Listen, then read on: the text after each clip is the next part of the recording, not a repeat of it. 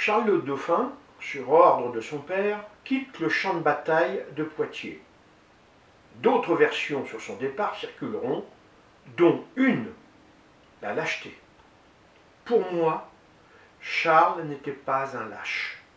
Son père, pas plus bon que Charles, roi de Navarre, était mauvais, voyait bien que la bataille était perdue et qu'il serait fait prisonnier. Sursaut du roi, il ne voulut pas que le royaume de France ne tombât dans les mains d'Édouard III, roi d'Angleterre et de 100 Capétiens par sa mère. Pour moi, il ordonne donc à son fils Charles Dauphin et futur roi de France de quitter le champ de bataille. Aujourd'hui, je vous parlerai de Charles, le Dauphin, et les États généraux de 1356. Charles rejoint Paris en compagnie de ses deux frères, Jean, comte de Poitou, et Louis, comte d'Anjou et du Maine, âgés respectivement de 16 et de 17 ans, et de son oncle Philippe, duc d'Orléans, âgé de 20 ans. Charles doit gérer les affaires courantes du pays en l'absence de son père.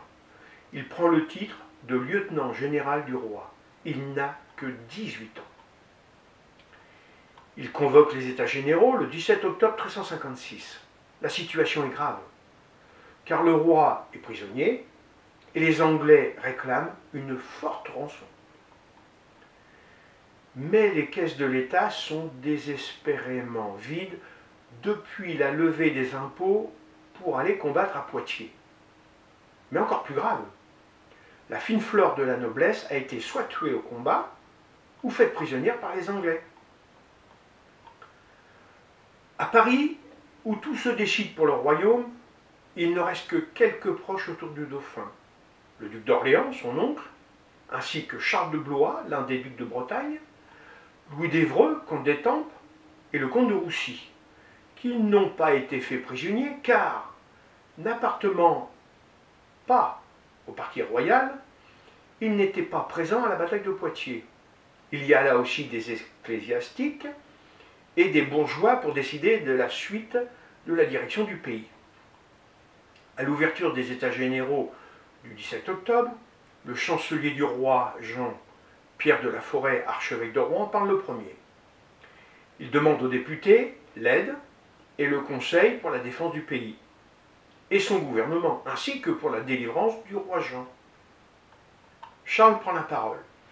Il reprend les requêtes de Jean de Craon, archevêque de Reims, qui deviendra par la suite un de ses proches. Jean de Craon, pour le clergé, Philippe d'Orléans pour les nobles, et Étienne Marcel pour les bonnes villes, répondent par des protestations de dévouement. Sur ces belles paroles, les États demandent un délai de réflexion pour délibérer et nomment une commission de 80 membres.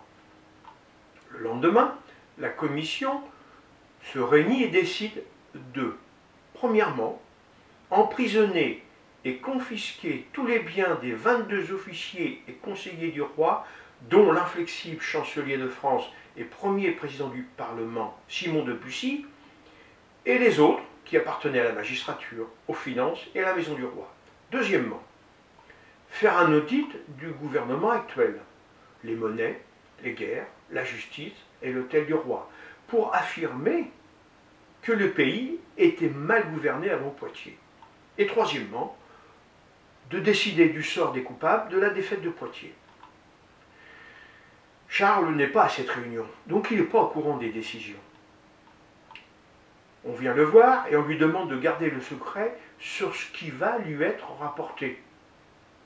Mais Charles refuse. Mais ça n'empêche pas qu'on lui dira quand même. Le discours des États est simple. Premièrement, renverser ce qui reste du gouvernement de Jean II et le remplacer par un conseil nommé par eux. On n'est pas pressé de lever les impôts. Mais ce qui est encore plus grave, les États généraux souhaiteraient que Charles endosse la responsabilité de dissoudre le gouvernement actuel sans en référer à son père. Choqué par ces revendications, Charles réunit ses proches conseillers, les ducs d'Orléans et de Bretagne, les comtes d'Étampes et d'Alençon, les seigneurs de Saint-Paul et de Roussy et Simon de Bussy. Ils débattent. Il en ressort que ces demandes sont non faisables de droit. Les États se réunissent de nouveau afin de connaître la décision de Charles. Avant l'heure, certains se réjouissent du renversement du gouvernement du roi, d'autres se congratulent et certains pensent à se venger de certains des conseillers du roi. Mais ils déchantent vite. Charles dit non à toutes les revendications des États généraux. Ils sont tous surpris et abasourdis. Charles doit s'expliquer de cette décision. Il réunit les États généraux dans le jardin du roi, constitué de 3 prélats, Raymond Sacquet, archevêque de Lyon, Jean III de Craon, archevêque de Reims, et Robert Lecoq, évêque de Laon. 3 seigneurs, Wenceslas de Luxembourg, Jean de Conflans, maréchal de Champagne, et Jean de Piquigny, gouverneur d'Artois. Les bourgeois des Bonnevilles, avec Étienne Marcel, prévôt des marchands, et Charles de Toussac, échevin, et quelques autres bourgeois. Il leur explique qu'il a reçu des nouvelles de son père et de son oncle, l'empereur de Germanie, et vu la gravité des revendications, il leur demande de repousser la réunion au 3 novembre 1356.